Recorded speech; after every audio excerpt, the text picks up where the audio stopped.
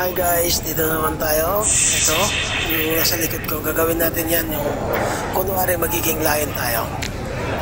Alright, let's go mga idol. Dito na tayo sa CapCut. Open natin, add project. Skip lang yan. Add project, hanapin natin yung video na napili natin. Ayan. Split natin yan kasi sobra. Tapos, split natin sa dulo kasi sobra din.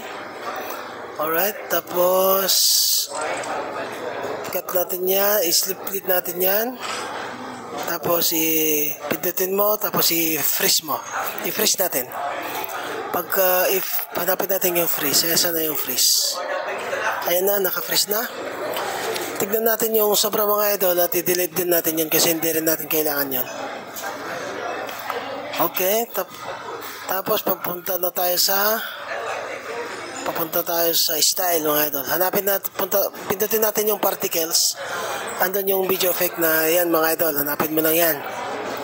Pagka pindut mo, add mo yung photo, yung magiging background natin. Yan, pagka yung background pwedeng pahabain yon. Tapos i-overlay na natin yung gagawin natin na lion, yung magiging lion tayo. Ayan. Pwede mong palakin yan mga idol. Tapos punta tayo sa chroma key para matanggal yung green. Pindutin yung cutout, punta sa chroma key, tapos intensity. I-timing mo lang yung intensity mga idol para hindi masyadong mabura. Okay. Pindutin din yung background natin, ipisto. Tapos yung lion, ipisto mo din para ipisto din natin para maganda at maayos at parang tunay. Pagkatapos yan mga idol, yan. Tapos yan, i-split natin yung mga sobra mga idol.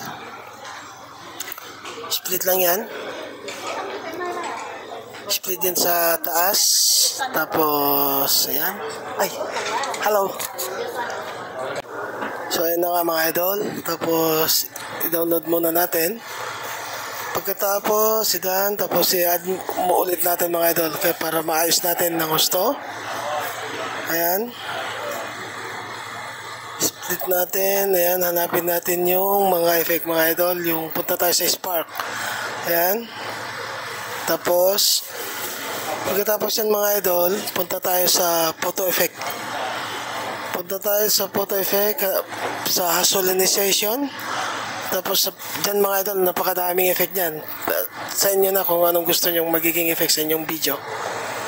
Ayan. Tignan natin. Okay.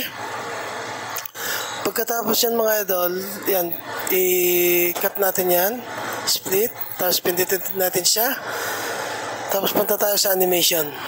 Hanapin natin ngayon dyan yung bumabagsak. Yan. Pero nasa inyo pa rin kung anong style ang gusto nyo mga idol kasi maraming style yan. Yan ang napili ko. Okay, bumagsak na siya, di ba? Tapos ngayon, punta tayo sa cartoons mga idol. Doon natin makikita yung ang dadaming effect na naman dyan mga idol. Kahit saan naman ang gusto nyo yung effect yan, huwag lang yung pro kasi may bayad dyan mga idol. Sa libre lang tayo. Okay mga idol, maraming salamat. Sana nakatulong at kung nagustuhan mo, paki-follow and share. Thank you. Goodbye.